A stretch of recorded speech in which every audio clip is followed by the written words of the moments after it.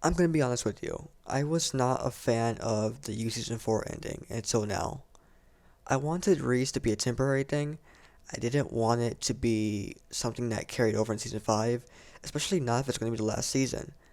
Now, Rhys did get better for me in Season 4 Part 2, which was an improvement from the way he was in Part 1, but I literally do not want to hear him go on about how he's thinking about railing the person Joel's talking with until the very last episode.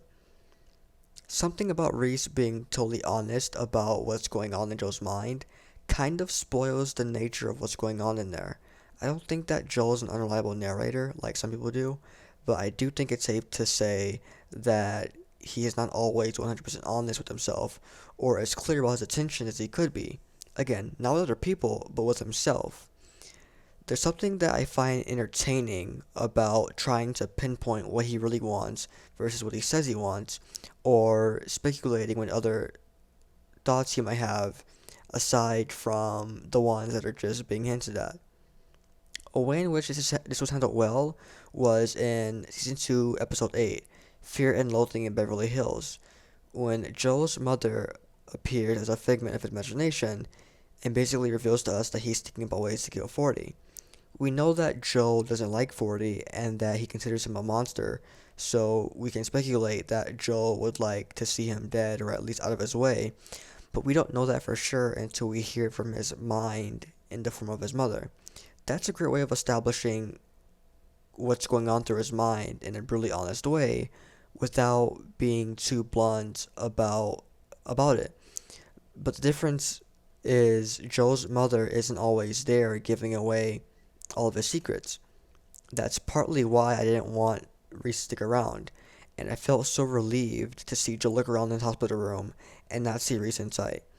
But then I thought more about it, and I figured out exactly why Rhys makes perfect sense and why he's the best thing for the direction Joel's story is going. The thing about Joel's history is that things have pretty much always played in his favor.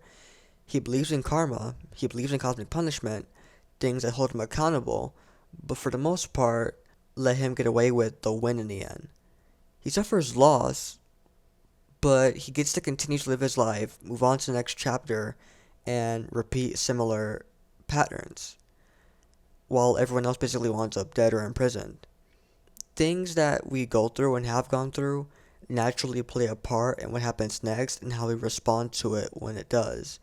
And that goes for a lot of things: abuse, positive reinforcement, and in Joe's case, getting away with murder.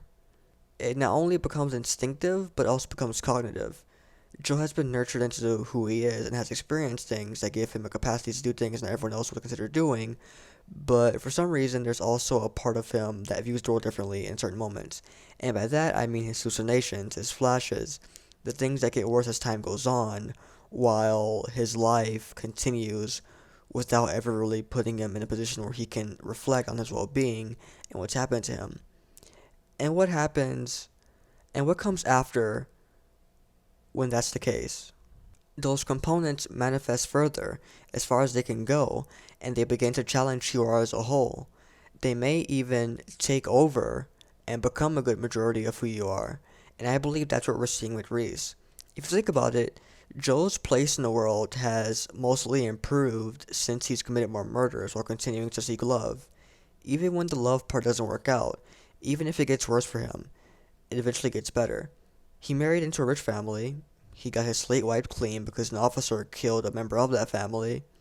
He was able to use his spouse as an alibi for everything he had done since then and got sent over in a different country with a new identity. So, how does Joe's devolving mind cope with everything he's done and gone through when these are the outcomes he's getting in the end? His mind comes to terms with that side of him that is bringing these things on as more of a good thing than a bad thing, and accepts it for what it is. Rhys is the result of that. Rhys is inner Joe embracing his darker side and being more honest about that being part of who he is, since his story isn't treating him like the villain. As I mentioned in my previous video, he's Joe's bucket finally tipping over in the form of embodying every bad thing he's done and gone through that's helped him get to where he is now. I mean, he's literally a philanthropist now, married to someone more rich and famous than Love was. If anything, it sets the story up perfectly for when Joe or Rhys inevitably do the thing that leads to their downfall. And that's why I'm now sold on the ending to season 4 of You, because it makes perfect sense. Joe said it best: if a man has a conscience, he will suffer for his mistake. That will be his punishment as well as his prison. Joe is the conscience that has to suffer because of the side of him that is Rhys, and now the two of them have to face each other if they want to get to the bottom of where this could all lead before it's too late to have control over whatever the situation is, which is a perfect way to go about how Joe seals his fate.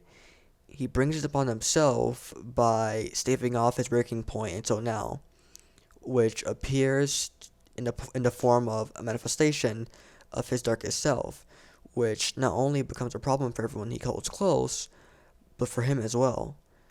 So what are your thoughts on my observation? How do you think Rhys will come into play for Season 5, and what do you think will end up happening? Let me know in the comment section down below. Also, feel free to check out my previous few videos as well as queue now for future ones. Thank you all for watching. Till next time. Goodbye.